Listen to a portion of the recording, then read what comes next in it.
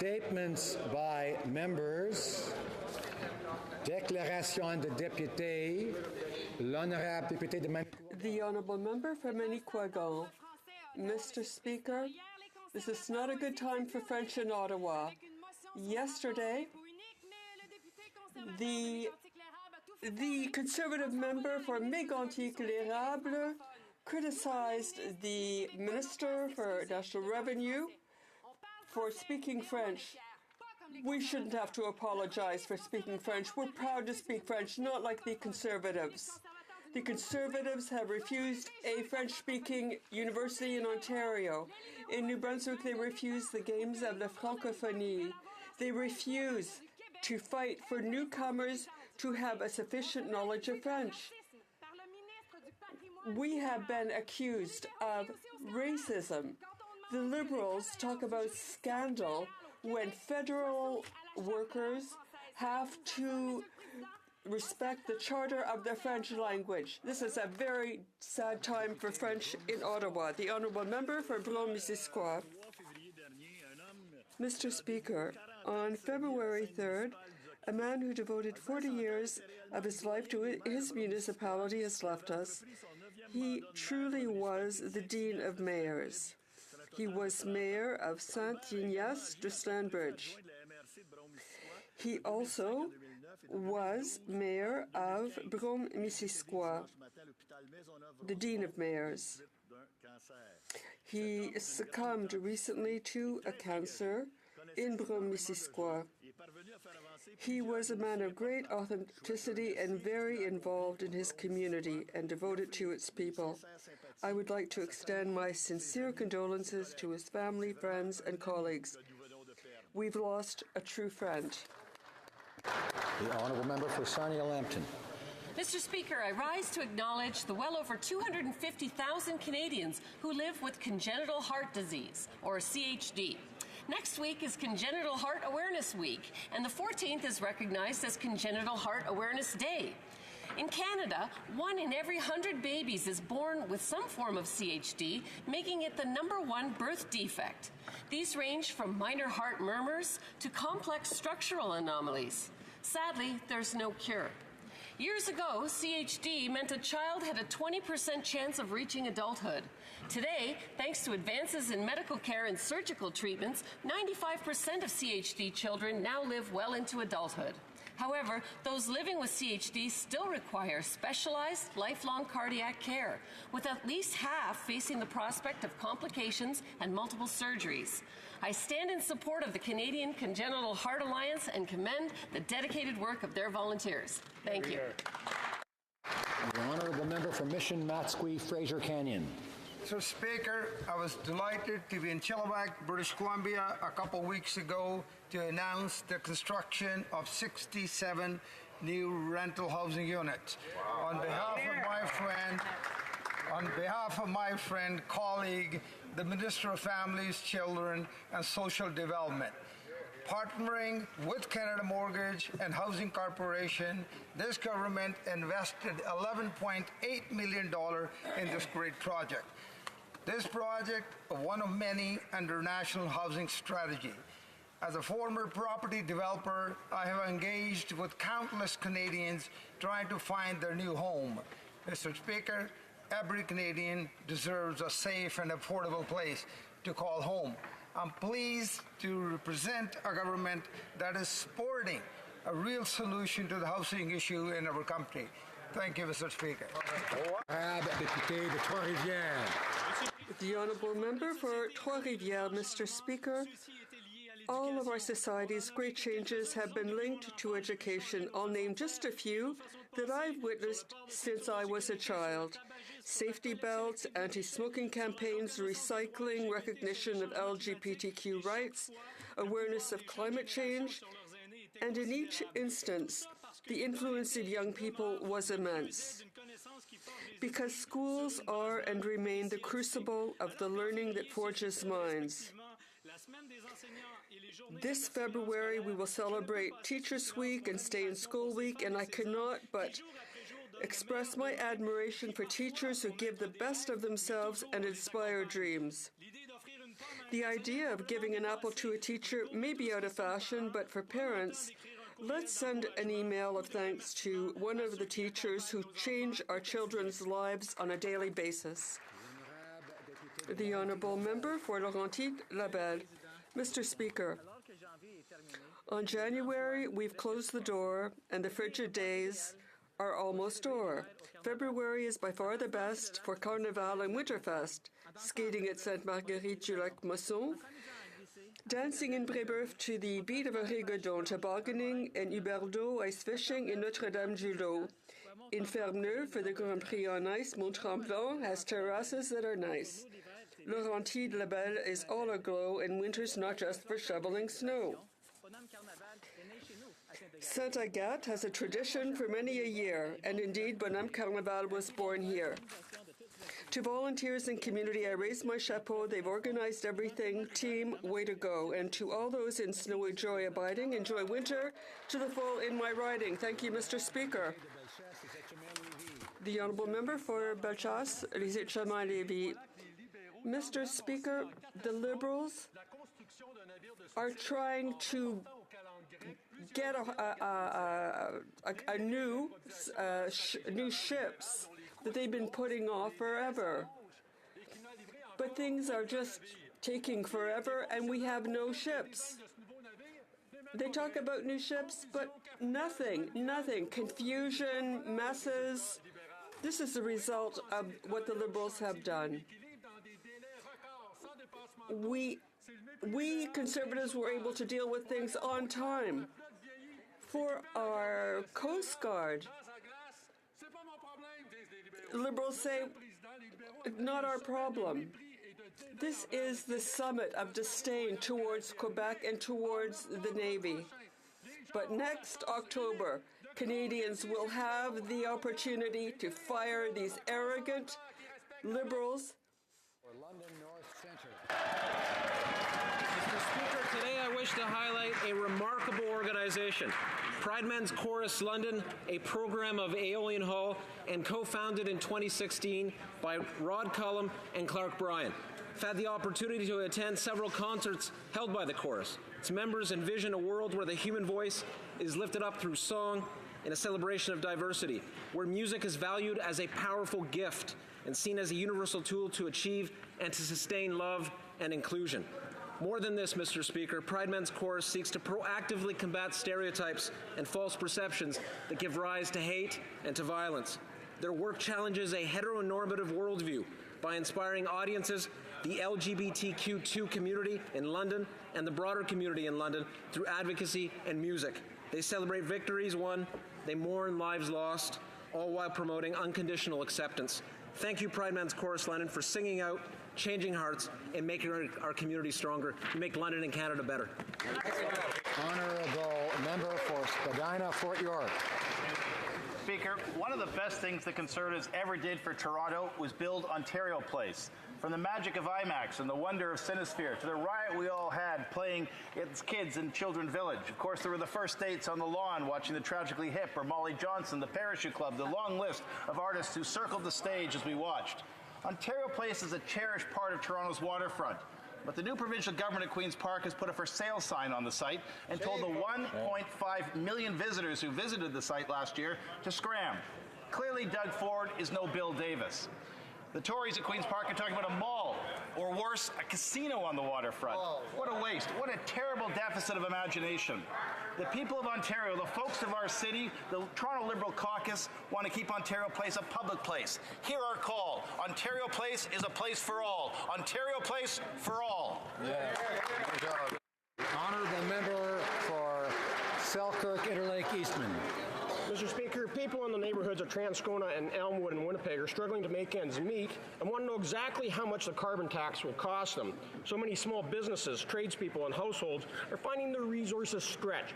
They're being pulled down by this Liberal government, digging deeper and deeper into their pockets. And now now they're worried about the carbon tax that has been forced upon them by the Prime Minister. And for what? The Liberal carbon tax does nothing to help the environment. It is only making it harder to put students through university, to get children to art classes and sports games, or for tradespeople and small business owners to make a living. Hardworking Canadians in Elmwood, Transcona want and deserve a government that allows them the opportunity to create a better future for themselves, their children, and their grandchildren. Fortunately, Mr. Speaker, in October, their voices will finally be heard when they kick this Prime Minister and their current MP out of office. The honourable member for Northumberland, Peterborough South. Mr. Speaker, as parliamentarians, better seniors care is something that we are all dedicated to. Today, we are joined by the Canadian Association for Long-Term Care. Since 2002, this association has been working hard to advocate for publicly funded healthcare services for seniors and has been sharing information, best practices, and evidence in order to improve the quality of care to residents in long-term care, no matter where they may live.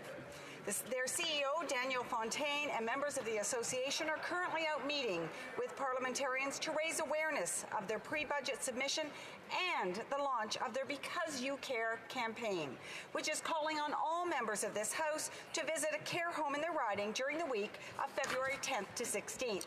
This evening, they are holding a reception from 5 to 7 p.m. in room 752 at 131 Queen Street. I am proud to be sponsoring this event, and I encourage all of you to attend and hear about the exciting work they are doing to advance seniors' care in Canada. That's great work. Member for King Vaughan. Speaker, today I rise to recognize one of my constituents in King Vaughan, a former school principal and father of 5. He's known as the ultimate hockey dad, despite knowing nothing about the sport when he first moved to Canada from Jamaica in the 1970s. Because Carl Subban and his wife Maria raised 3 sons, PK, Malcolm, and Jordan, that were all drafted to the NHL. Indeed, Mr. Subban was so focused on helping his children, including 2 daughters, succeed that he sometimes overlooked his own health, and at the age of 40, he was diagnosed with type 2 diabetes. This health scare and his own journey to become healthier were important factors in his decision to become a voice for men's health, and was recognized in 2018 as a Canadian Men's Health Foundation champion. Through a new social awareness campaign, Don't Change Much, the foundation is inspiring men and their families to lead healthier lives using lifestyle programs to encourage small changes that will have a big impact on their health. Let's all remember to inspire our own dads to take small steps to improve men's health. In fact, you don't have to change much. Thank you. The honourable member for Barrie Innisfil.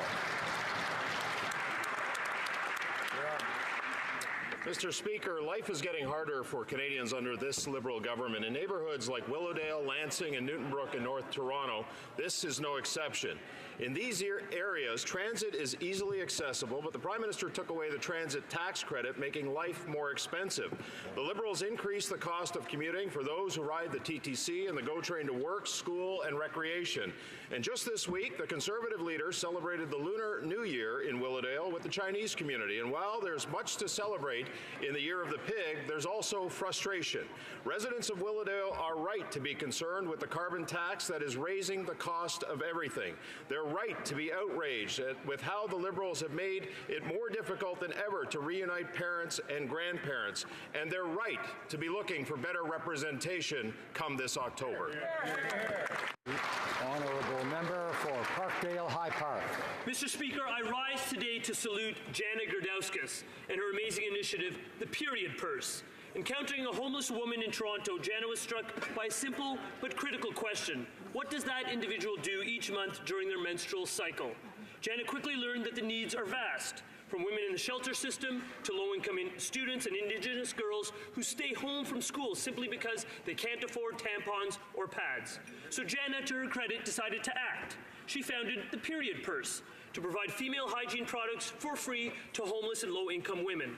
What started as a small idea run from the porch of Jana's home in my riding of Parkdale High Park has now blossomed into a national operation with chapters in 9 different cities. To date, Jana's team has delivered over 7,800 period purses right across Canada. On her 2nd anniversary, I simply want to say thank you, Jana, for shedding light on such an important issue and for educating me and other men like me about this critical component in women's fight for equality.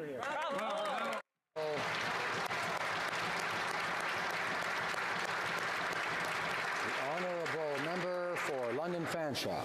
Mr. Speaker, March 8th is International Women's Day, and though it's 2019, this government has yet to do anything more than pay lip service to women's equality.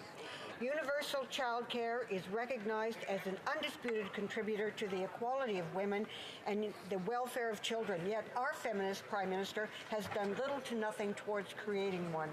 We know from the experience of the province of Quebec that executed responsibly, a universal, accessible, and affordable system of childcare not only pays for itself, but serves to increase the GDP by enabling more women to enter the workforce, knowing their children are taken care of. Childcare costs run as high as $2,000 per month per child in larger centers.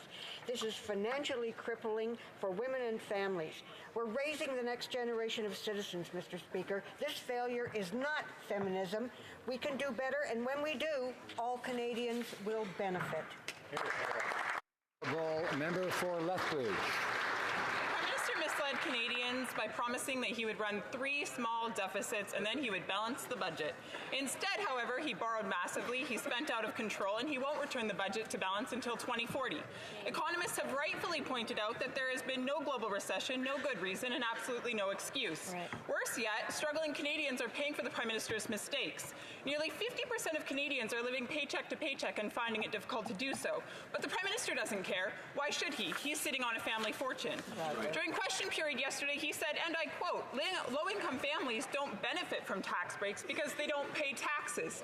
What? How out of touch can you be? Yeah. Mr. Speaker, of course they pay taxes. They pay income tax, payroll tax, HST, GST, and now a massive carbon tax imposed by this Prime Minister. Yeah. While the Prime Minister sits comfortably on his family fortune, those over whom the Emperor rules are struggling to make ends meet. Mr. Speaker, Canadians deserve better. Canadians deserve an opportunity to get ahead, and this side of the House is going to do that.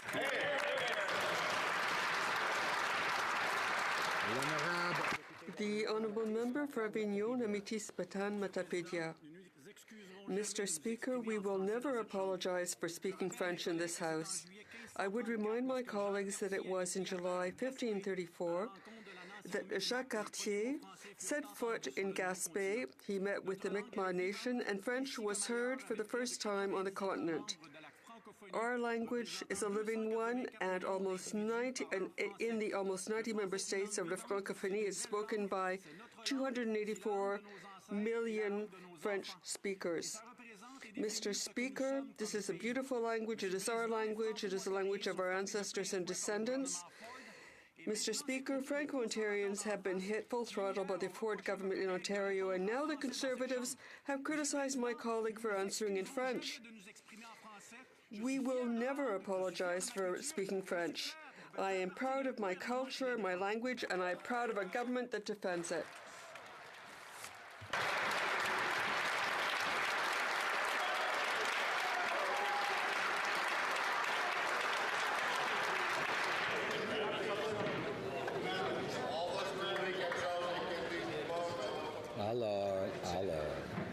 Questions orales, oral questions, the Honourable Leader of the Opposition.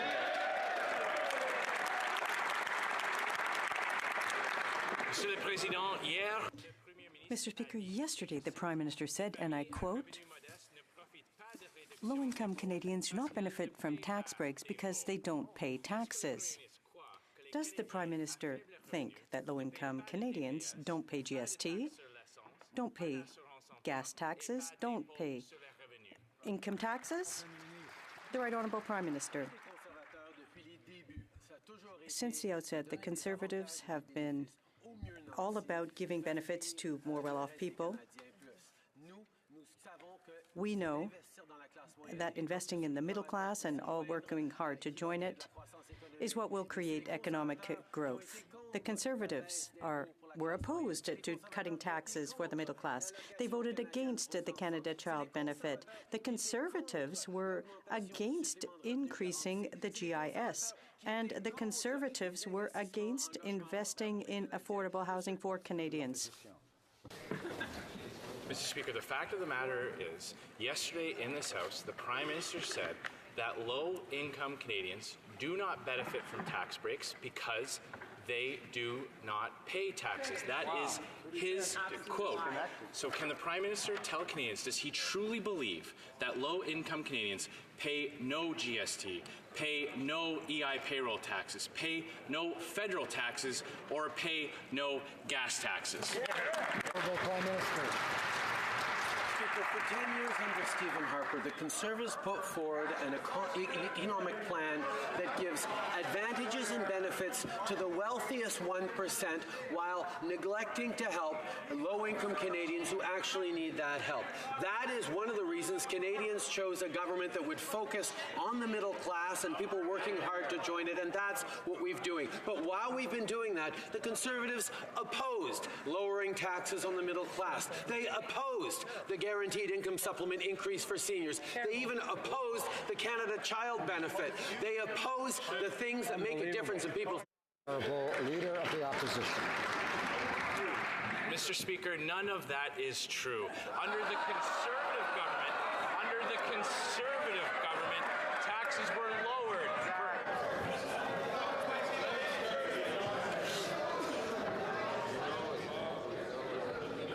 Order. I could not hear the question. We all need to hear the question.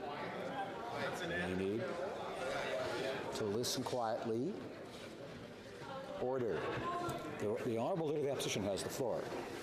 Mr. Speaker, none of that is true. Under the Conservative government, taxes were lower for Canadians. It was his tax changes that have led to the top 1% paying less taxes. But it's not surprising that he doesn't understand how the tax system works. He brags that other people manage his vast family fortune. So once again, can he tell Canadians, does he truly believe that low-income Canadians pay no GST, pay no EI payroll taxes, pay no federal taxes, and pay no gas taxes?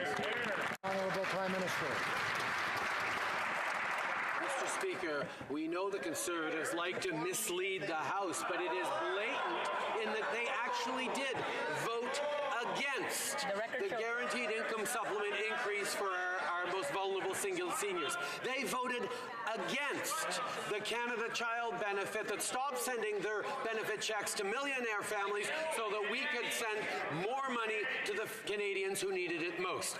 We watched them vote against strengthening the Canada Pension Plan for future generations.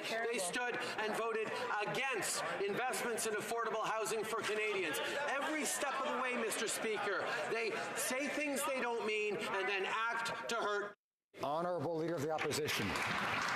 Speaker, what's at question here is the Prime Minister's own comments yesterday in this House.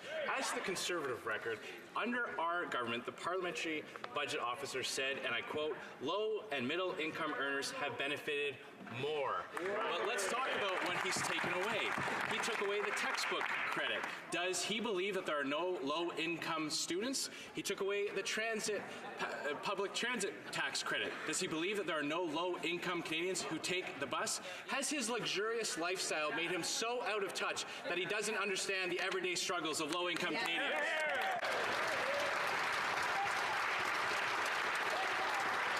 The Right Honourable Prime Minister. Order. Speaker, it seems unbelievable that after 10 years of government they still didn't understand this. But non-refundable tax credits do not help the lowest income Canadians who need it the most. That is something they simply do not understand. Their approach on boutique tax credits continues to help wealthiest Canadians while not doing anything for the Canadians who actually needed the most support. That is why we increased the guaranteed income supplement. Order. Order. I want to remind members that they should have confidence in those on their side who will, in their turn, speak for their side, so they don't have to speak when someone else is speaking. The Honourable Leader of the Opposition. Mr. Speaker, the Prime Minister has other people manage his vast family fortune, so it's no surprise that he doesn't understand how the tax system actually works. An individual at the low income cutoff would earn $21,487 and pay $1,451 in federal taxes. They would benefit from those tax credits. And the children's fitness tax credit was a refundable tax credit that he took away. Why is he making low and middle income Canadians pay for his mistakes? The Right Honourable Prime Minister. Mr. Speaker, while we continue to stay focused on Canadians, Conservatives keep focusing once again on how I grew up. Now, let's be very clear, Mr. Speaker, I've always been very clear. I've been fortunate in my life to have great opportunities that very few people had, but in life we're always defined by the choices we make. And the choice I made was to serve as a high school teacher, to serve as a member of Parliament of Papineau, and now to serve Canadians as Prime Minister. And the choices we make as a government is to help the middle class and people working hard to join it.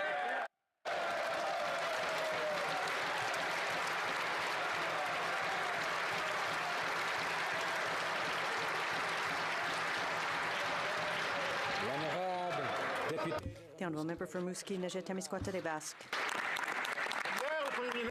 Yesterday, the Prime Minister said that all the NDP was doing is talk, talk, talk. And that comes from the Liberal Party that's got acute consultitis. Now, they proposed an advisory committee. That was in June. Why? The Minister of Finance has already announced that it wouldn't be universal. It would be a public-private patchwork that would protect pharmaceutical and insurance companies. And that was confirmed by two Liberal sources on Friday. How can the Liberals boast about a universal health system and propose, in fact, a patchwork-style pharmacare plan? The Right Honourable Prime Minister. Canadians are proud of the healthcare system, but we do know that there are too many Canadians who can't afford to fill their prescriptions and must make difficult choices in this country. That is why we put in place a committee of experts to make recommendations on how we can proceed to help Canadians to be able to purchase their medication. That is a priority for us. We are going with the experts, and we will be relying on their recommendations. The Honourable Member. He should have informed his Minister of Finance that the Liberal is simply consulting. Now, the head of the FTQ said that if we had a fully public system, it would generate economies of scale up to $3 billion. That's in Quebec. Now, an expert from Carleton University said that companies would save some $8 billion because they wouldn't have to provide private pharmacare systems. So why is the government so keen on patching the system instead of offering a universal pharmacare system? The Right Honourable Prime Minister. Mr. Speaker, we are consulting experts because it's important to be on the right track. That doesn't mean we haven't taken action. We have taken concrete steps to make medication more affordable for Canadians. We have had a positive impact through the Pharmaceutical Joint Alliance, which saves $1 billion per year. We have put forth major reforms when it comes to patented medication, and we struck a committee on the implementation of a national pharmacare system to look at options. We will continue to work very hard for Canadians. Vancouver Kingsway. Mr. Speaker, no Canadian should have to empty their wallet or go into debt to get the medicine their family needs, and no Canadian should go without the medicine their doctor prescribed because of cost. Yet, Canada is the only nation with Medicare that doesn't include universal coverage for prescriptions. This is the Prime Minister's last budget before the election. It's his last chance to do what's right for people, deliver a universal, comprehensive, and public pharmacare system, one that covers every single Canadian. Will the Prime Minister do it? The Prime Minister. Canadians are rightly proud of our healthcare system, but we also recognize that Canadians in far too many situations have to make impossible choices between paying for their medications or paying for their rent or paying for their food. That is why we are committed to moving forward on pharmacare, but moving forward in the right way. We put together a panel of experts to study the best way to help Canadians in making sure that the medications are affordable, and that's exactly what we're going to do. Honourable Member for Vancouver Kingsway. Well, the Liberals have been saying that since 1997, Mr. Speaker. Exactly. The Prime Minister clearly doesn't understand the reality people are facing. Millions of Canadians are deprived of the medicine they need because of price. Today, we heard from Marilyn Sheehan, whose family lives in BC. She said she can't afford the heart medication her husband needs, and their son often goes without his life-saving allergy medicine. She said they're just rolling the dice. Mr. Speaker, private patchwork coverage has not helped them. So why is the Prime Minister pursuing this very system that costs more and delivers less? The Honourable Prime Minister. We have not yet determined the best path forward because we have asked an expert panel to make recommendations about how to best help the Canadians who are struggling, making impossible choices like the member opposite so eloquently described. That's why we're actually not only just moving forward that panel, but we're moving forward in concrete measures like joining the Pan-Canadian Pharmaceutical Alliance, which means Canadians save over $1 billion annually. We've put forward major reforms to patented medicines regulations, and we're continuing to do the work to make sure that Canadians can. The Honourable Member for Richmond-Arthabaska. Mr. Speaker, we're not inventing anything. The Prime Minister said here yesterday, low-income families do not benefit from tax breaks because they don't pay taxes. That statement is completely out of touch with reality. Even low-income Canadians pay too much in taxes, and they're paying more over the past 3 years since the government has been in power. Will the Prime Minister acknowledge that under the Liberals, Canadians are paying more in taxes than they did 3 years ago under the Conservative government? The Right Honourable Prime Minister. The previous Conservative government often used tax credits because it helped well-off Canadians, but it didn't help lower-income Canadians. That's why we took a different approach, to invest in middle-class Canadians, to invest in all families working hard to join the middle class, and that is making a difference. The Conservatives voted against the CCB. They opposed increasing the GIS for our seniors. They opposed cutting taxes for the middle class. The Honourable Member for Richmond-Arthabaska. Mr. Speaker, what the Prime Minister just said is incredible. He wiped out credits for people using public transit. We're talking about students.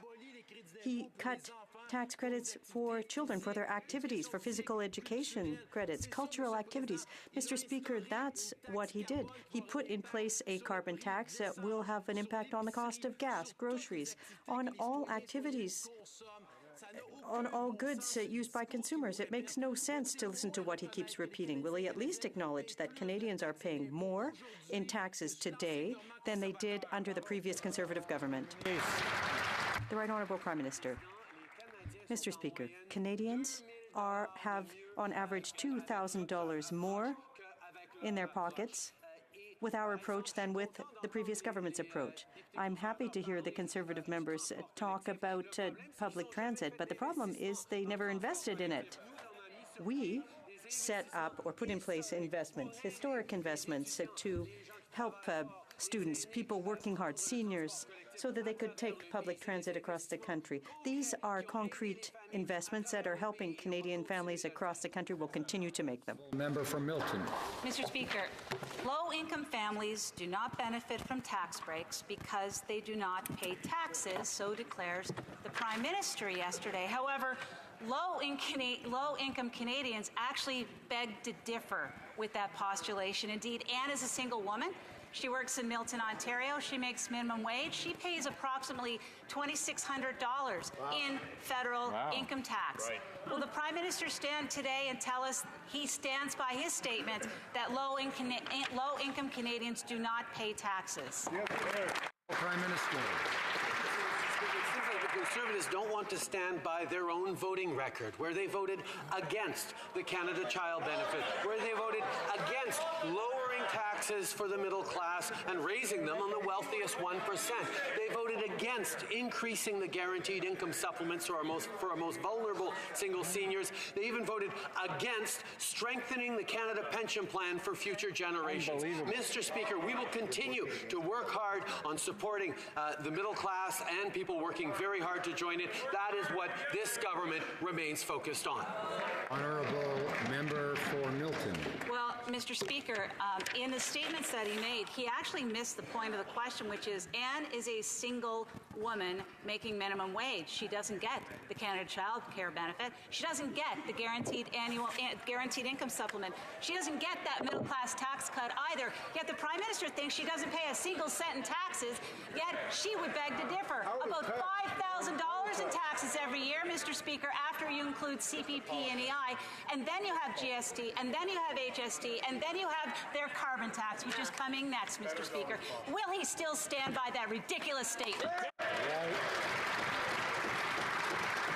Right, Honourable Prime Minister. Mr. Speaker, I'm pleased to have this opportunity to talk about the Canada Workers Benefit that actually goes directly to low-income workers who will be able to have a little more money every month to be able to afford the cost of living and indeed create more incentives for them to stay in the workforce. But of course, if they want to go back to school, we've made sure that unemployment insurance will actually help you go back to school and retrain. You can continue to get EI benefits. These are the kinds of things that we're focusing on to make sure that all Canadians have a real and fair chance to succeed. I remind Government Member for Chilliwack and others to remember what I said about waiting for their side to have its turn and have confidence that their side, the members from their side who will speak, will be able to make their case effectively. I'm sure that's true on all sides. We have to remember that. Lord. Order, please. Assistance, Madam Member for Edmonton West. Thank you very much. The Honourable Member for Louis Saint-Laurent. Well, thank you very much, Mr. Speaker. The Prime Minister insulted the job creators and small business owners by saying that they were trying to avoid paying taxes with SMEs, and that was insulting. But yesterday, he insulted thousands of Canadians by saying that low-income families do not benefit from tax breaks because they don't pay taxes. That is false, Mr. Speaker. Thousands of Canadians are outraged by that statement. Yesterday on Facebook, Geneviève said that she pays taxes. She's a student. Can the Prime Minister tell Geneviève, it's not true, you don't pay taxes? The Right Honourable Prime Minister. Mr. Speaker, SMEs are happy that we have cut taxes. We've dropped the tax rate to 9%. It is the lowest in the OECD. We will always be there to help our job creators and small businesses. As regards students, we increased amounts for students, low-income students, because we know that investing in education is a better way of creating and generating economic growth for individuals and for our economy. The Honourable Member for Louis Saint-Laurent.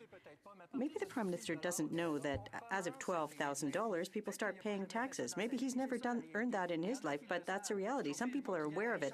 On Facebook, Richard Sauvé said he earns $13,000 a year and he's paying taxes. That's the reality Canadians are facing.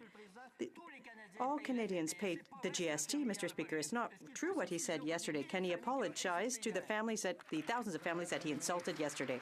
The Right Honourable Prime Minister. What the Conservatives are doing is saying anything and everything when they're in opposition and when they're campaigning, and the way they govern is by giving advantages and benefits to wealthier people at the expense of people in need. That's why they voted against the GIS for our seniors, most vulnerable seniors. They voted against the child benefit that gives more money to 9 families out of 10, and instead of sending checks to millionaires as they did. We know that investing in people who need it most. The Honourable Member for Saint-Hyacinthe-Bagot. Mr. Speaker, poverty among seniors is on the rise, and all too often they have to make a choice between buying food or filling their prescriptions. That should never be a choice they have to make. I'm thinking about Mr. Desmarais in my riding, who must take medication, vital medication, every day. The cost of it is exorbitant. How on earth is he supposed to pay for it? His situation reflects that of thousands of other seniors across the country. Why are the Liberals waiting to put in place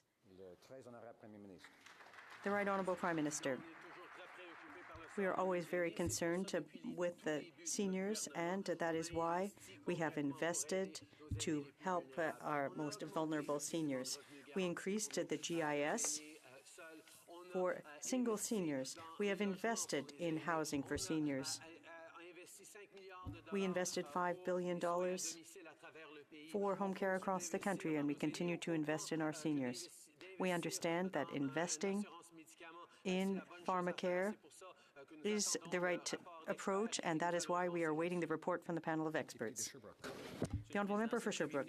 Mr. Speaker, the Prime Minister just keeps talking and saying nothing, and people back home are simply tired of seeing the rich people benefit from our system when they can't make ends meet. In Sherbrooke, a man who's 70 told me about his last visit to the pharmacy. He had to make the difficult choice between filling only one of his 3 prescriptions. It's shameful seeing situations like that where access to a doctor is free, but access to the medication prescribed by the doctor isn't, Mr. Speaker. Why is the Prime Minister telling my fellow citizens that they have to wait for another report when they've already been waiting for 3 years? The Right Honourable Prime Minister. We have taken concrete action to help seniors. We have increased the GIS. We have increased investments in housing for seniors, but we acknowledge that there is work that remains to be done. When it comes to pharmacare, we have joined the Alliance, which helps save $1 billion. We have put in place changes regarding patents, and we are waiting to listen to the panel of experts. We do as well find it unacceptable for people to have to make a choice between filling a prescription and purchasing food. We're going to work together to resolve this problem. Yesterday, the Prime Minister accused low-income Canadians of paying no taxes. But what about him? He inherited a multi-million-dollar family fortune in the form of a tax-preferred trust fund from his father.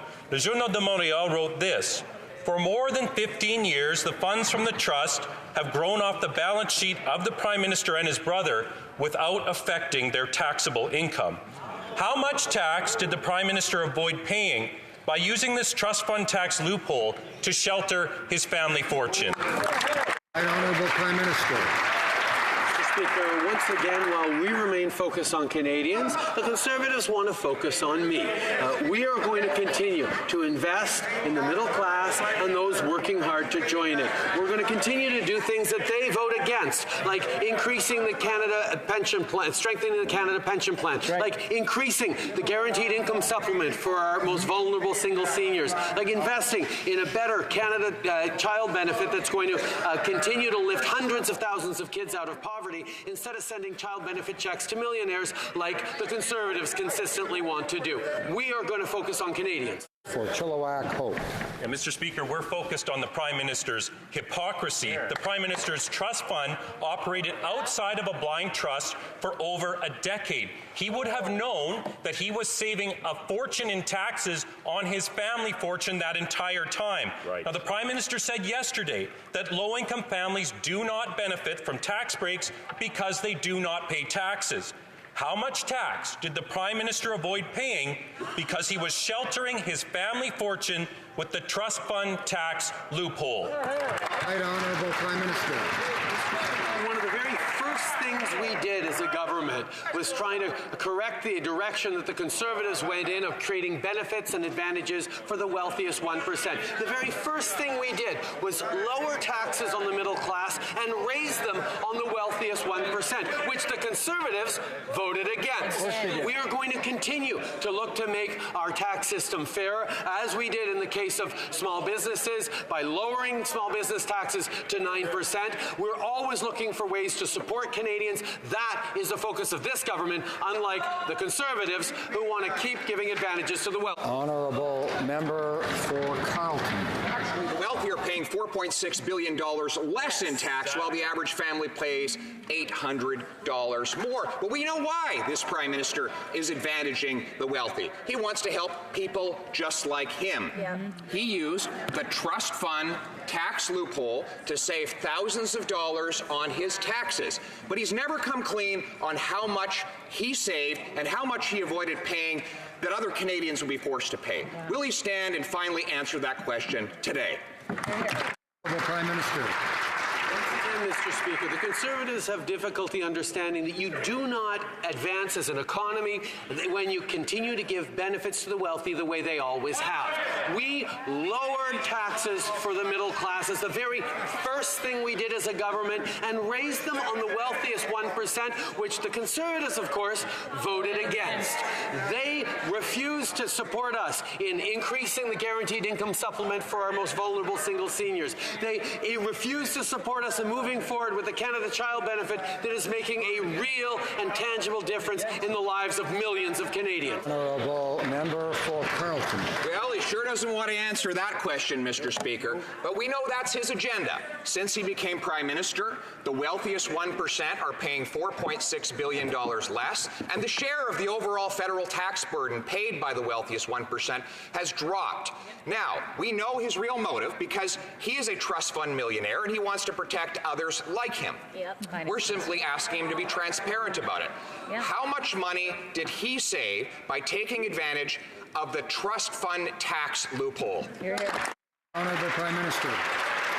Mr. Speaker, between the torquing of the numbers and the personal attacks, the Conservatives don't want to face the facts or have Canadians understand that they actually voted against lowering taxes on the middle class and raising them on the wealthiest 1%. And the only way the numbers that the member opposite just cited even maybe perhaps might align is if you completely ignore the Canada Child Benefit that has made a huge difference in the lives of Canadians. Perhaps that is because they have no intention of continuing that Canada Child Benefit. That is something that... Order. The Honourable Order. The Honourable member for Churchill, Kiwetinock-Askey. Mr. Speaker, First Nations in this country are facing a housing crisis. 85% of First Nations in Manitoba report mold in their homes. We're talking about 15, 17, 20 people in a house. Babies, elders, families are suffering. In community after community, people are saying that things are not getting better. Things are getting worse. So my question to the Prime Minister is, does he not know that this housing crisis is literally making people sick? And when will his Liberal government move from talking and move to action to address this housing crisis on First Nations now?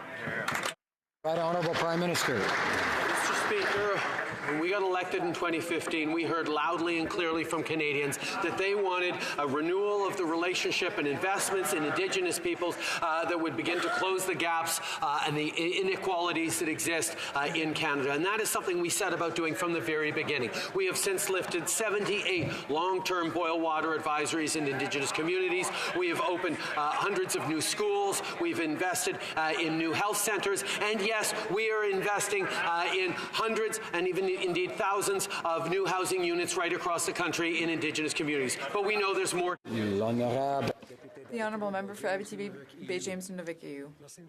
Thank you, Mr. Speaker. The mold crisis in Cat Lake has had a devastating effect on public health in the community, and his government knew it for years.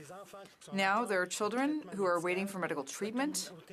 There are seniors in the community who have died due to respiratory problems. So will the Prime Minister commit to sending an independent medical team to immediately assess the affected families and to immediately fulfill his responsibilities under Jordan's principle? Right Honourable Prime Minister. Mr. Speaker, we are working directly with the Chief and the Council of Cat Lake. We are working directly with the Chief there. We know that they have health and safety concerns, also concerns about housing. We know that there is an urgent and long-term need. That's why we are working with the community and partners to accelerate the construction of new housing. We will continue to work very closely with the Chief and the Council to move forward with solutions immediately and also in the medium and long term. The Honourable Member for Châteauguay-Lacolle. Mr. Speaker, we understand the importance of investing in our regions. The Conservatives want to cut our infrastructure investments across Quebec, but we support regions across the province and the country as a whole. Can the Prime Minister tell the House about the recent announcement in Shawinigan to encourage economic development in Quebec? Right Honourable Prime Minister. I thank the member for Châteauguay-Lacolle for her hard work and for her question. The more than 1,300 CRA employees in Shawinigan do important work for Canadians. They deserve a safe, modern, and sustainable workplace. That's why earlier this week we announced the construction of a new building that will replace the current building, which is over 40 years old. This project shows our government's commitment to the regions all across the country. Unlike the Conservatives, we will not put federal jobs in regions at risk. Honourable Member for Carleton.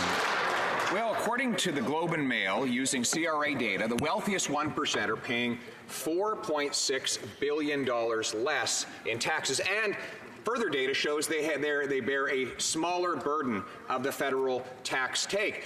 Now, the Prime Minister would know about the rich guys getting off easy. He used a trust fund tax loophole that allowed him to pay a lower rate on his family fortune than other Canadians would have to pay. He should do the right thing now and tell Canadians, will he do so, how much he saved by using the trust fund tax loophole. Prime Minister. While the members opposite continue to focus on me, why don't we focus on Canadians? Indeed, why don't we focus on Canadians living in the riding of Carleton? $48 million a year goes directly to families every month, tax-free, in the riding of Carleton to support 16,000 kids with the Canada Child Benefit. We send $7,000 a year for 22,000 constituents with the Strengthened Canada Pension Plan, and over $300 for households next year with the Climate Action Incentive. We're investing in the Canadian. Member for Carleton. Well, this Prime Minister says that if you take the bus, you're too rich and deserve to lose your transit tax credit. If you put your kids in hockey or soccer, you're too rich for the Prime Minister and deserve to lose the refundable children's fitness tax credit. If you buy textbooks at university, you're too rich and you deserve to lose your textbook tax credit, says the same Prime Minister who used a trust fund tax loophole to lower his tax bill. Does he realize, as he sits there and smirks, how horribly arrogant he is when he accuses low-income Canadians of not paying their taxes?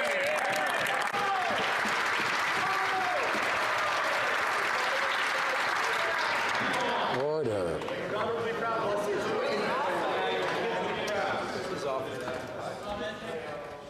The Right Honourable Prime Minister.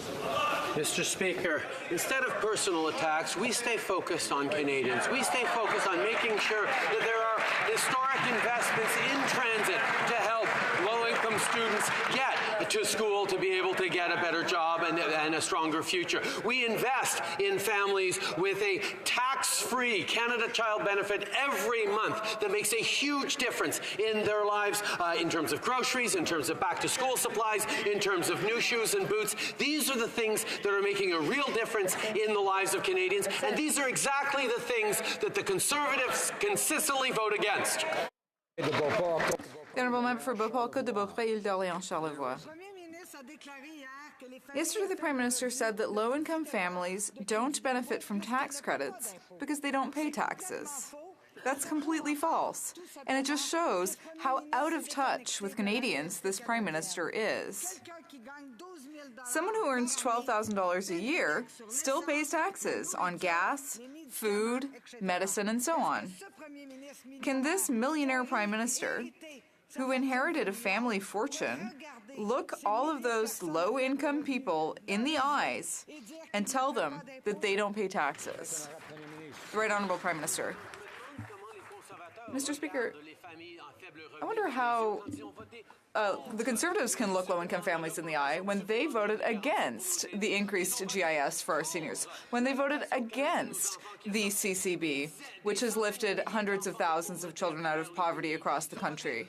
They voted against our investments in affordable housing. They voted against our investment in pensions and our investments in students, our investments in Canadians who need it the most. At every step, these Conservatives voted against Canadians. The Honourable Member for Portneuf-Jacques-Cartier. Mr. Speaker, what planet does this Prime Minister live on? Yesterday, he said that low-income families don't pay taxes. Hello, Earth to the Prime Minister. Lorraine, one of my constituents, works day and night just to make ends meet. She's low-income, and she pays taxes, Mr. Speaker. Can the Prime Minister come with me and tell Lorraine to her face that she doesn't pay taxes? The Right Honourable Prime Minister. Mr. Speaker, for all single mothers across the country, we know that we have helped them. We've helped low-income and middle-income families with the Canada Child Benefit. It's making a real difference every month. It's a tax-free check that goes directly to helping ensure a better future for children.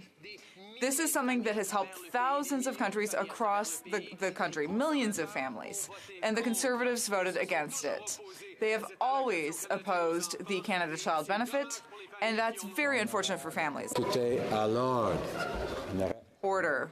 The Honourable Member for Portneuf-Jacques-Cartier had asked the question, and he should listen to the answer. The Honourable Member for Rosemont-la-Petite-Patrie. Yesterday in Outremont, there was a debate on the environment, and the Liberal candidate chose to hide. She didn't even show up for the debate. Well, it's not easy to defend a Prime Minister who breaks his promises. It's not easy to explain to people that your party's priority is to give billions of dollars in subsidies to your oil industry cronies. And it certainly isn't easy to defend the wasteful purchase of the Trans Mountain Pipeline. If their candidate is hiding, is it maybe because the Liberals know that explanations like that just don't fly in Quebec? The Right Honourable Prime Minister. Mr. Speaker, as a government, we understand that we need to invest to protect the environment. We need to invest to create economic growth and to help us continue to protect the environment. The NDP still thinks that there is a choice to be made between job creation and protecting the environment. But we know that the only way to build a strong economy and a more prosperous future for everyone is to ensure that we protect the environment. That's why we are taking action with a concrete plan that will create jobs and protect families while ensuring environmental protection. The Honourable Member for Rosemont-la-Petite-Patrie. Mr. Speaker, it's just unbelievable. I think if you open the dictionary and look up the word liberal, it's going to say saying one thing and doing the opposite. But people aren't stupid. They are not unaware of the Prime Minister's hypocrisy. There was a report published at the COP24 about countries' climate performance. And out of 60 countries, Canada was ranked 54th. 54th. That's so pathetic. How can the Prime Minister look our young people in the eye and say that he cares about the planet? The Right Honourable Prime Minister. Mr. Speaker, for 10 years, under the Stephen Harper Conservative government, we lost a huge leadership role when it comes to the environment. For the last 3 years, we've been working hard to restore a plan and an approach that will protect the environment and create economic growth. Whereas the Conservatives continue to believe that we don't need to protect the environment. But we know that the only way to create a prosperous economy is by protecting the environment and creating good jobs for tomorrow. That's exactly what we're doing and what we will continue to do for Quebecers and for all Canadians. Honourable Member for Lakeland. Mr. Speaker, Lois from my riding lost her job because the Liberals closed a federal office in Vegreville. Now she's making minimum wage, bagging groceries, and she's struggling like so many others. And you know what? She pays all kinds of taxes. But yesterday, the Prime Minister said, quote, low-income families do not benefit from tax breaks because they do not pay taxes. Well, he's wrong. And is this this millionaire prime minister who's never had to worry about money because of his family fortune really going to look Lois in the eyes and tell her she doesn't pay any taxes? The Honourable Prime Minister. Speaker, once again, I wonder how the Conservatives actually talk to their constituents when they know that they voted against the Canada Child Benefit. They voted against the Canada Workers Benefit. They voted against increasing the amount of the guaranteed income supplement for our most vulnerable single seniors. They voted against strengthening the Canada Pension Plan. They voted against infrastructure investments that make a huge difference in the lives of Canadians across the country. That is what they don't understand about how to build a strong economy. You invest in the middle class, you don't help the wealthiest like they always do.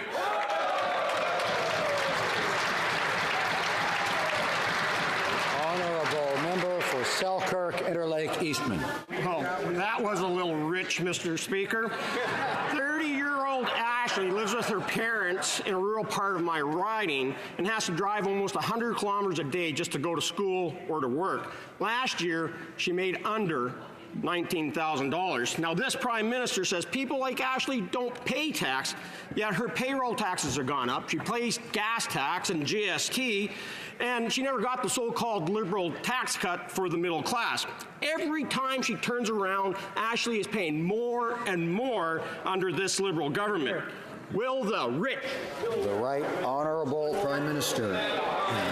Speaker, once again, the Conservatives resort to personal attacks when they can't defend the fact that they consistently voted against all the initiatives that we've made to invest in the middle class and people working hard to join it. And, Mr. Speaker, our investments in families through the Canada Child Benefit, in workers through the Canada Workers Benefit, in our seniors through restoring the age of retirement to 65 from the 67 they had put it at, are all things that have helped people concretely and led to the kind of economic growth they never saw under 10 years of Stephen Harper. Honourable member for Medicine Hat, Cardston Warner. Mr. Speaker, the Prime Minister has demonstrated yet again just how out of touch he really is, stating that low-income Canadians don't pay taxes.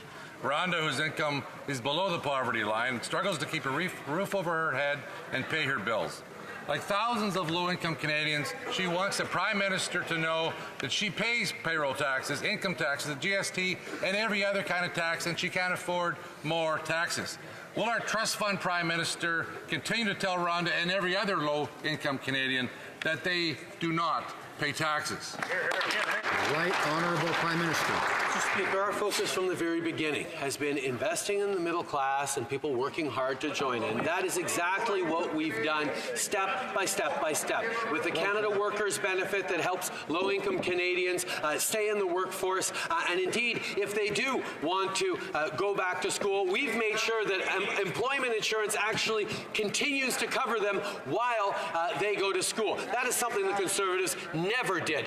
We know because the Conservatives continue to insist that tax benefits and advantages to the wealthiest 1% is the way to grow the economy. 3 years of Canadian...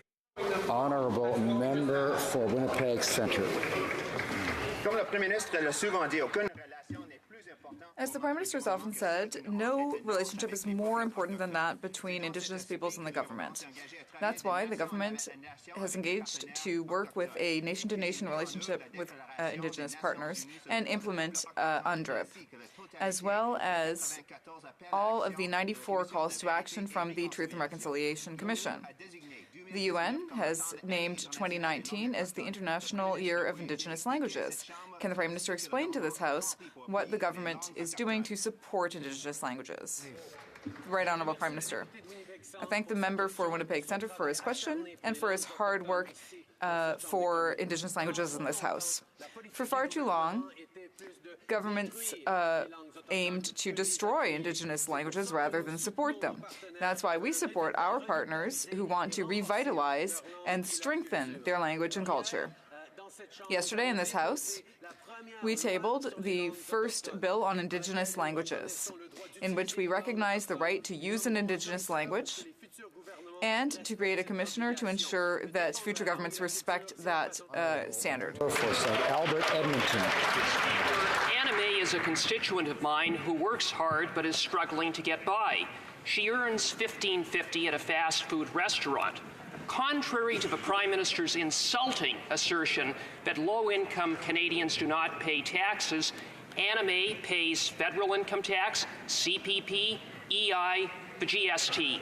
So will our millionaire Prime Minister, with his vast family fortune, look Anna May in the eye and tell her that she doesn't pay taxes? Prime Minister.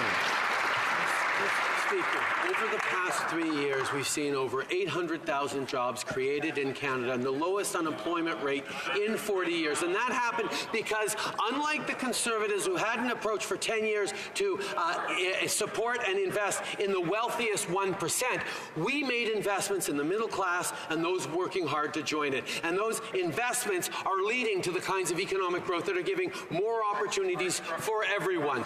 And the Conservatives continue to vote against tangible, concrete measures that make things better for people who are working hard to join the middle class, and they will continue to. The Honourable Member for Berthier-Masquinongé. Mr. Speaker, our dairy farmers believed the Liberals' big promises, but our dairy farmers were betrayed. Once again, their interests were sacrificed when new trade agreements were signed. The Liberals have put our food sovereignty in danger. From dye-filtered milk to norms of reciprocity, they have shown over and over again their incompetence on dairy issues. On January 18th, the Prime Minister promised that he would ensure appropriate compensation as determined by dairy farmers and not by the government. So a simple question, will he keep his promise, and when will we see full compensation for our dairy farmers? The Right Honourable Prime Minister. Mr. Speaker, in the new NAFTA negotiations, we promised that we would protect the supply management system, and that is exactly what we did. We announced 3 working groups to be formed with representatives from the supply management sector, and 2 groups helping dairy farmers and processors adjust to the new NAFTA, adjust to the new TPP, and continue to innovate in dairy. So yes, we will help dairy workers, and we will always help farmers across the country. Mr. Speaker, our government came to office with a commitment to invest in infrastructure across Canada, including my home province of Alberta and my hometown of Edmonton. Since taking office, we've been doing just that. After a decade of inaction from the Harper government, we've been making the much-needed investments in transit, recreational infrastructure, water systems, cultural spaces, and more that Edmontonians deserve. Can the Prime Minister please update this House on investments our government has made to support Alberta's communities and those infrastructure investments in the city of Edmonton? Honourable Prime Minister. Senator, for his hard work and for his question. We have indeed made historic investments in Edmonton's infrastructure, which includes reducing traffic with investments in the Yellowhead Trail and the 50th Street overpass, investments in the Fort Edmonton Park expansion, investments in the Jerry Forbes Centre, investments in public transit, and investments right across the city, like we're making right across the country. Conservatives want to cut infrastructure investments in Alberta. We will continue to invest in communities. The honourable members for Barrie, Springwater, or Medonte. Mr. Speaker, the reality is this is personal. I didn't realize that the Prime Minister and I had so much in common. We both grew up in taxpayer-funded housing, him in 24 Sussex, me in the projects in Barrie. But the Prime Minister said low-income Canadians don't pay tax. He does not understand who pays for his nannies, pays for his planes, and pays for his houses. It's all paid for by servers like Andrea in Barrie. When will this trust fund Prime Minister look Andrea in the eyes and tell her she doesn't pay taxes?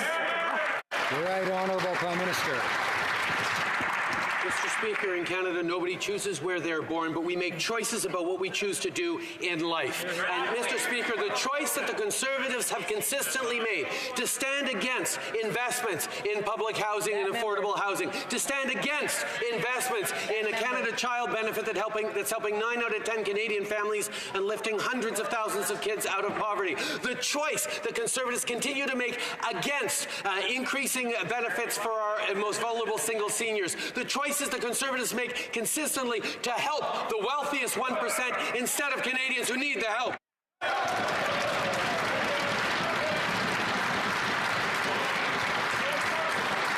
The honourable member for for Saanich Gulf Islands. Thank you, Mr. Speaker. On February 1st, this place happily passed its second reading, Bill S-203. It started in the Senate with Liberal Senator Wilfred Moore, and then it went to Senator Murray Sinclair. It is now before... Well, it isn't yet before the Committee on Fisheries. We need it to be there. We need in this place to let Canadians know before the next election that we will not tolerate the keeping of whales and dolphins, sentient beings, in conditions that amount to torture. Does the Prime Minister stand with us? Can we get this passed before the next election? Right, Honourable Prime Minister. Thank the member of Saanich Gulf Islands for bringing this issue forward in the House. We agree that the capture of whales and dolphins for the sole purpose of being kept for public display should be ended. While the banning of whale captivity is not yet legislation, in practice it's been in place for years now. We put forward legislation that includes putting an end to the captivity of whales unless it's for rehabilitation. We supported S-203 at second reading and look forward to the work that the committee is going to do on it. This will conclude question period for today. The honourable member for Mégantic-Lérable on a point of order. Thank Mr. Speaker.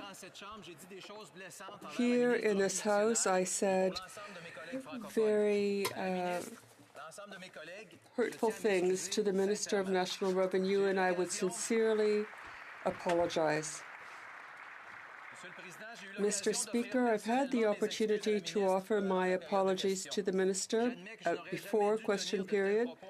I should never have said such things in this House. They do not reflect my thoughts on the right to express oneself in the language of one's choice. I think that this is something we should be proud of, this ability to speak in either official language.